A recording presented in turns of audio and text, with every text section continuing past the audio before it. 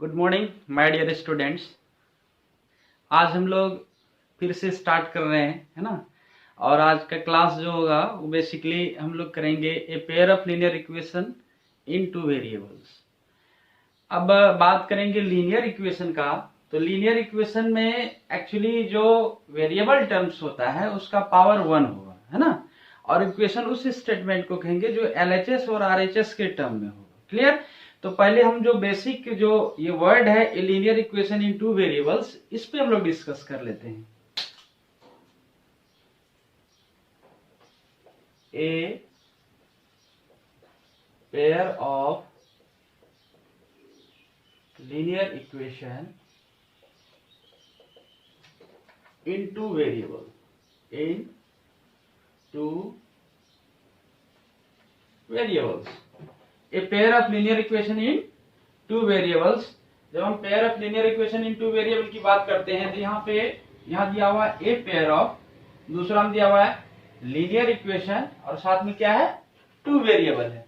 तो ये तीनों वर्ड को हम लोग ऑब्जर्व करते हैं। लीनियर इक्वेशन एक्चुअली जो प्रीवियस क्लास में हम लोग पढ़े हैं 9th क्लास में, उसमें आपको क्या दिया हुआ है, इसके ये जो होगा ax plus b is equal to 0 के टर्म में होगा। क्या होगा, ax plus b is equal to 0 के टर्म में होगा। और इसका ग्राफिकल रिप्रेजेंटेशन जब कभी भी हम लोग करेंगे तो स्ट्रेट लाइन का फॉर्मेशन होता है।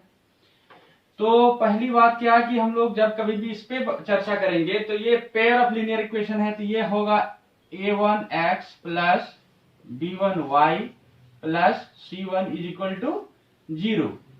ये हो गया पहला इक्वेशन नंबर 1। एंड सेकेंड होगा a2x plus b2y plus c2 is equal to 0, equation second. अब ऑब्जर्व कीजिए, आप लोग ध्यान से देखिए कि यहाँ पे देखिए कि ये जो x and y two terms है, टू वेरिएबल टर्म्स है। जो x एंड y डिफरेंट है। यदि x होता तो सेम टर्म हो जाता, और यदि y होता तो सेम टर्म हो जाता। यहाँ x एंड y है, टू टर्म्स हो गया।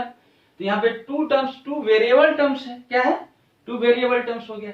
अब वेरिएबल टर्म का पावर देखिए, इंटीग्रल पावर इसका भी 1 है और इसका भी 1 लिखा नहीं जाता एक्चुअली। तो यहाँ पे हम लोग वेरिएबल टर्म का इंटीग्रल पावर यहाँ भी 1 है और यहाँ भी 1 है। तो जब पावर 1 होता है तो उसको हम लोग क्या कहते हैं, लीनियर इक्वेशन कहते हैं। इक्वेशन कैसे है कि एलएचएस और आरएचएस के टर्म में है। लीनियर कैसे है कि पावर 1 है दोनों में, वेरिएबल टर्म में। और टू वेरिएबल क्या है, यहाँ पे x and y variable. Pair में कैसे है कि देखिए यहाँ पे पहला हो गया, पेयर मीन्स होता है 2, पेयर मीन्स क्या होता है, जोड़ा।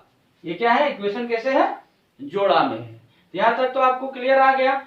अब जब हम इसको ग्राफ में रिप्रेजेंट करेंगे लीनियर इक्वेशन को, तो लीनियर इक्वेशन का जब ग्राफिकल रिप्रेजेंटेशन हम लोग देखेंगे तो स्ट्रेट लाइन का फॉर्मेशन करता है। प्रीवियस क्लास में हम लोग डिस्कस किए थे इसके, है ना। जब पॉलिनोमियल्स पढ़ रहे थे तो उसमें हम लोगों ने चर्चा किया था कि इसका ग्राफिकल रिप्रेजेंटेशन कैसा होगा, स्ट्रेट लाइन बनेगा। ठीक है, तो चलिए आगे करते हैं। आगे हम लोग ये जानेंगे कि लीनियर इक्वेशन को सॉल्व कितने तरीके से करते हैं, क्या क्या इसका मेथड है जिस मेथड से हम लोग इसको सॉल्व कर सकते हैं। क्लियर। तो अब उस मेथड को जानते हैं, लीनियर इक्वेशन को सॉल्व करने का क्या क्या मेथड है। तो पहला मेथड हम लोग method for solving linear equation ये लिखते हैं, method for solving linear equation. इसमें दो मेथड्स दिया गया है। मेथड्स क्या क्या है, पहला में हम लोग लेंगे ग्राफिकल मेथड। क्या लेंगे, graphical method. And second one हो जाएगा आपका algebraic method.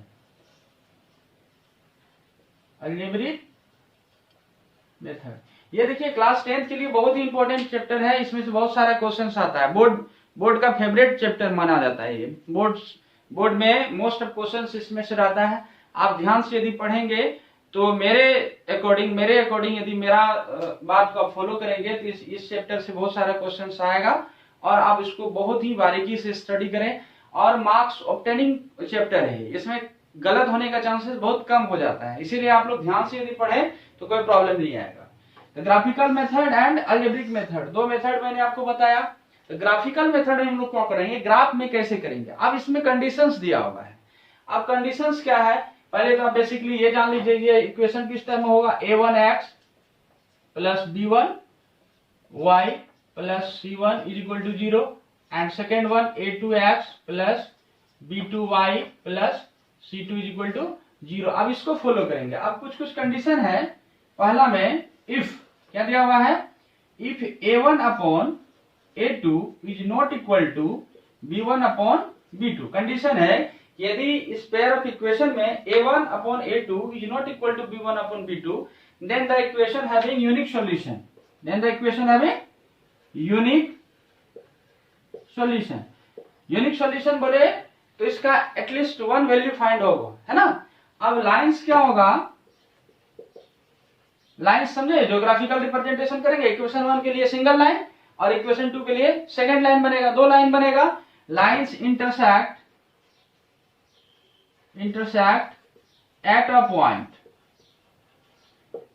Eight a point of intersection जो होगा वो एक्स एंड वाई कोऑर्डिनेट जो होगा वही उसका एक्स एंड वाई का वैल्यू होगा। समझ में आ रही है, तो एक जगह इंटरसेक्ट करेगा ये।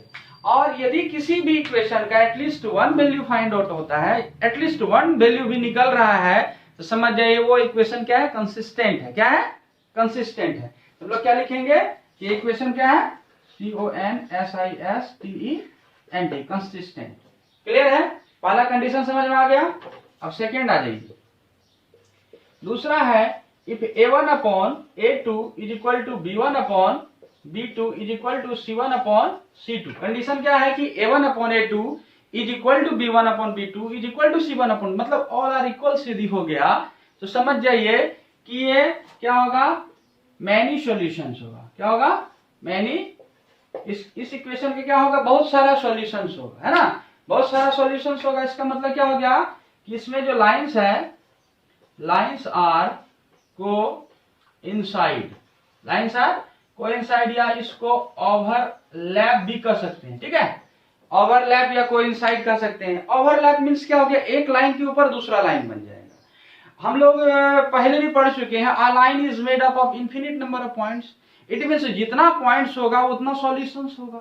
इट मींस इस इक्वेशन का क्या होगा, इनफिनिट मैनी सॉल्यूशंस हो जाएगा, मतलब इनफिनिट सॉल्यूशन है, सॉल्यूशन का कोई काउंट नहीं है, इसीलिए हमने क्या लिख दिया यहाँ पे, मैनी सॉल्यूशंस। क्लियर है, तो इसमें क्या होगा, मैनी सॉल्यूशंस होगा। क्यों होगा, लाइंस एक दूसरे के ऊपर में होगा, तो मतलब एक लाइन दूसरे के लाइन के ऊपर में, एक लाइन बना होता है बहुत सारा पॉइंट से, उस सारा का सारा पॉइंट्स क्या होगा, सॉल्यूशन हो जाएगा। इसीलिए यहाँ पे क्या लिखा गया है, मैनी सॉल्यूशंस। क्लियर है, मैनी सॉल्यूशन समझ में आ गया। अब आ जाइए कि जब एक सॉल्यूशन होता है कंसिस्टेंट है, मैनी सॉल्यूशन से वो भी कंसिस्टेंट, मतलब एटलीस्ट वन, कम से कम यदि एक सॉल्यूशन है, समझ जाइए वो इक्वेशन क्या है, कंसिस्टेंट है। तो ये भी इक्वेशन क्या होगा, कंसिस्टेंट होगा। ध्यान से देखिएगा, है ना, दो हो गया, ये एकदम मार्क्स, मतलब आपको यदि आएगा तो फर्स्ट ब्लश में देखेंगे आप, टिक करेंगे, ऑब्जेक्टिव क्वेश्चन तुरंत बन जाएगा। इसीलिए इसको ध्यान से आप देखिए, एकदम बारीकी से समझिए, कहीं कोई प्रॉब्लम नहीं आएगा। अब आ जाइए लास्ट। अब लास्ट जो है ये एक्चुअली इससे भी क्वेश्चन आता है ना, आपको ध्यान से देखना है।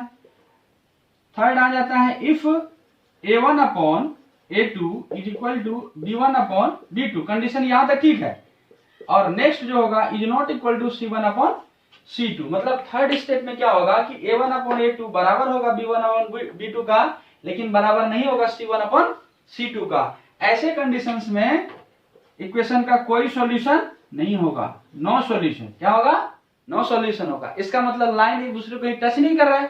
कब लाइन टच नहीं करेगा, जब दो लाइन एक दूसरे का पैरेलल होगा। क्या होगा, एक दूसरे का कब इंटरसेक्ट नहीं करेगा, जब दोनों लाइन एक दूसरे का क्या होगा, पैरेलल होगा।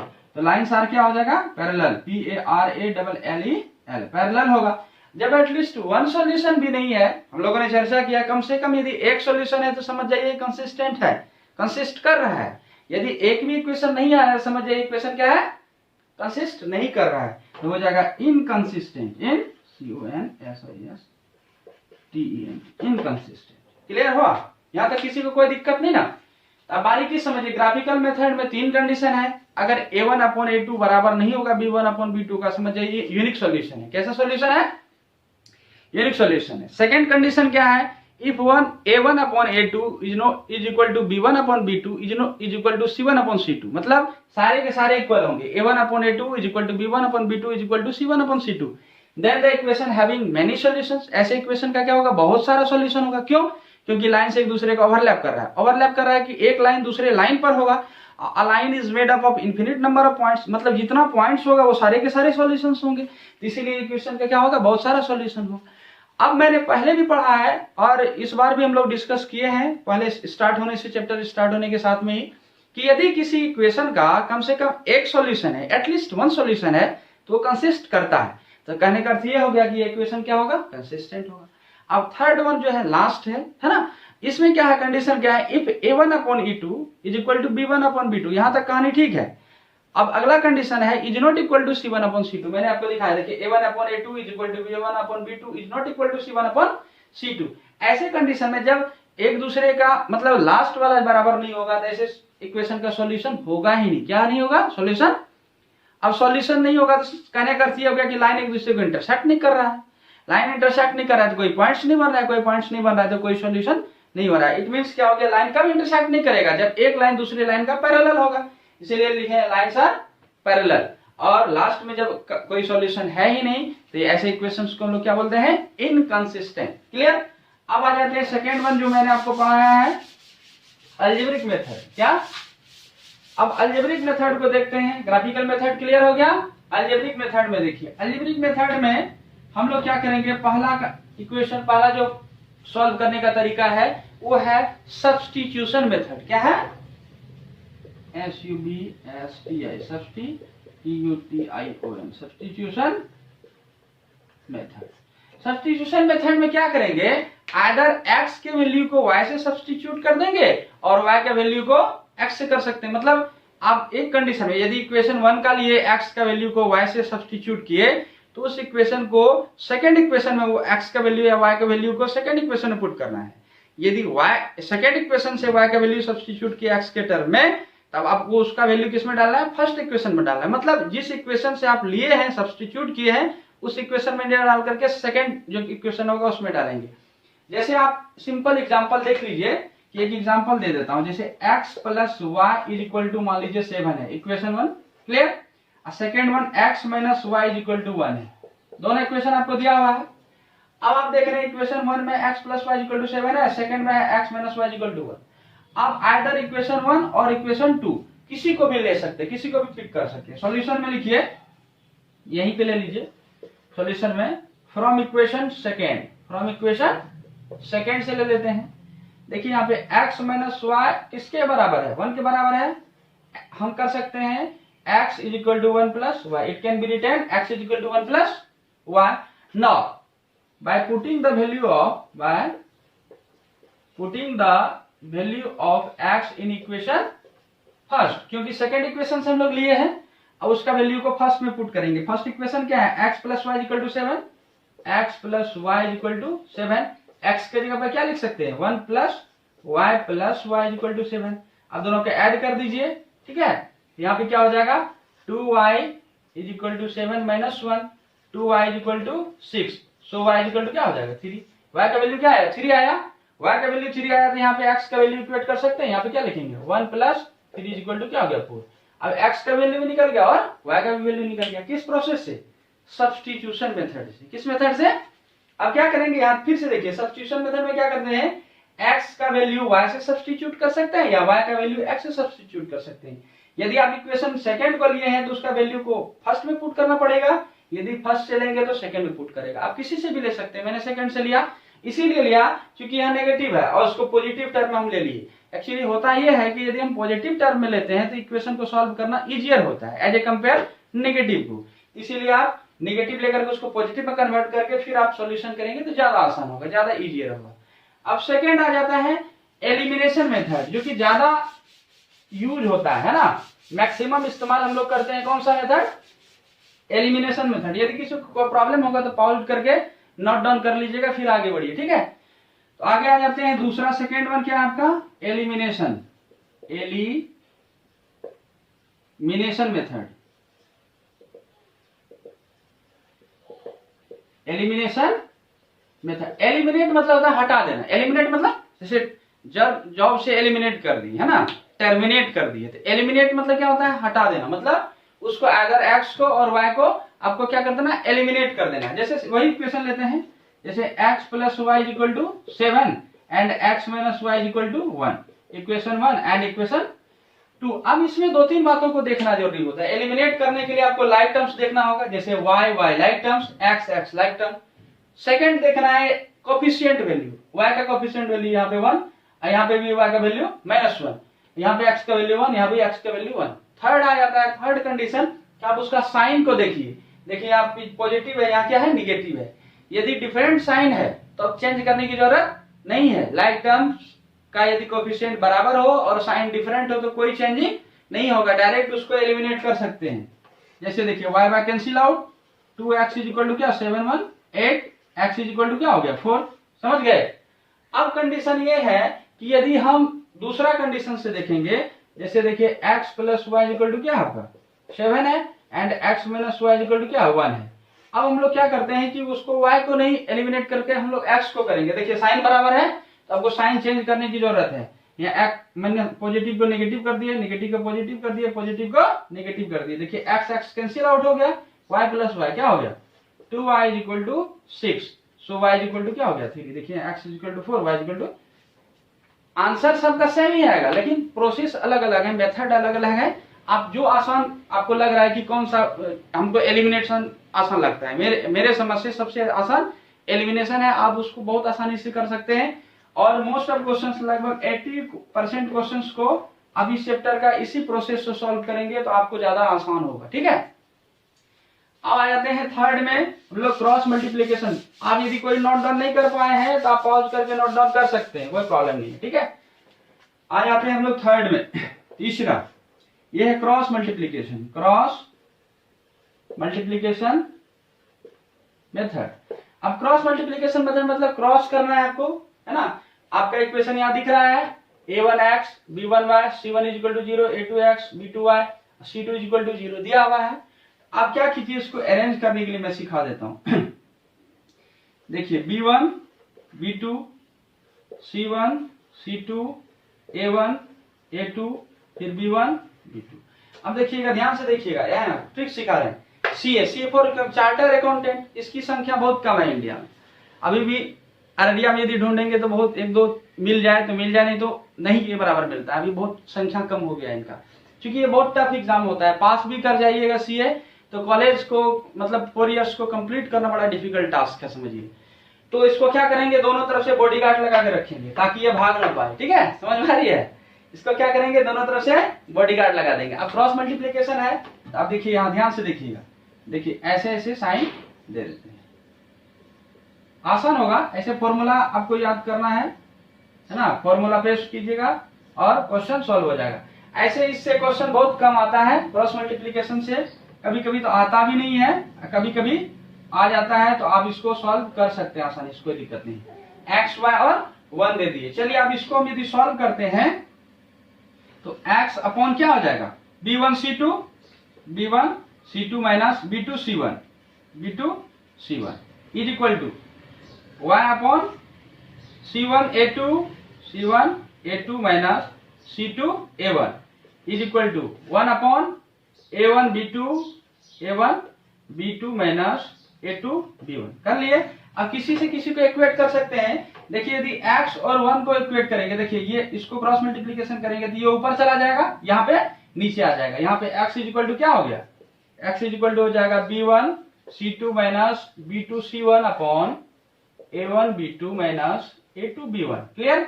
उसी तरह से y से इक्वेट करेंगे तो ये क्या हो जाएगा, ये ऊपर चला जाएगा 1 से मल्टीप्लाई होकर के, तो y इज इक्वल टू हो जाएगा c1 a2 minus c2 a1 upon नीचे में वही होगा a1 b2 minus a2 b1।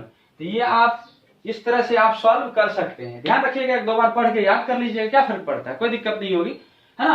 अब आप दोनों मेथड को जान लिए, graphical method and algebraic method. अब दोनों मेथड से आप आसानी से सॉल्व कर सकते हैं, कोई प्रॉब्लम नहीं आएगा। जहां प्रॉब्लम आएगा हम लोग डिस्कस कर लेंगे। अलजेब्रिक मेथड में 3 तरीका सीखे, एलिमिनेशन सब्स्टिट्यूशन मेथड फर्स्ट, दूसरा एलिमिनेशन, तीसरा क्रॉस मल्टीप्लीकेशन। आपको सब्स्टिट्यूशन मेथड में क्या करना है, x को y से सब्स्टिट्यूट कर देना है, यानी तो y को x से कर देना है। और जिस इक्वेशन से करेंगे उसको नहीं डाल करके, उसमें नहीं डाल करके सेकंड इक्वेशन में डाल करके आप सॉल्व करेंगे। क्लियर हो गया। दूसरा आ गया एलिमिनेशन मेथड। एलिमिनेशन मतलब क्या, एलिमिनेट कर देना, हटा देना है। तो एलिमिनेशन में आपको क्या करना है, आपको ध्यान में रखना है कि x और y, मतलब x और y दो वेरिएबल टर्म है। अब इसका ये दोनों x लाइक टर्म हो गया, y लाइक टर्म्स हो गया। क्लियर है। तो अब इसमें तीन बातों को फॉलो करना है। लाइक टर्म्स का कोफिशिएंट को देखना है, लाइक टर्म देखना पहला, दूसरा उसका कोफिशिएंट को देखना है, तीसरा उसका साइन को देखना है। यदि सेम साइन है तो साइन को चेंज करना है ना। यदि डिफरेंट साइन है तो बिल्कुल एलिमिनेट कर देना, वो इजियर एलिमिनेट हो जाएगा। चलिए आज इतना ही फंडामेंटल क्लास था, कल फिर मैं इस पे डिस्कस करूंगा, क्वेश्चन सॉल्व कराऊंगा। चलिए यहां तक के लिए धन्यवाद।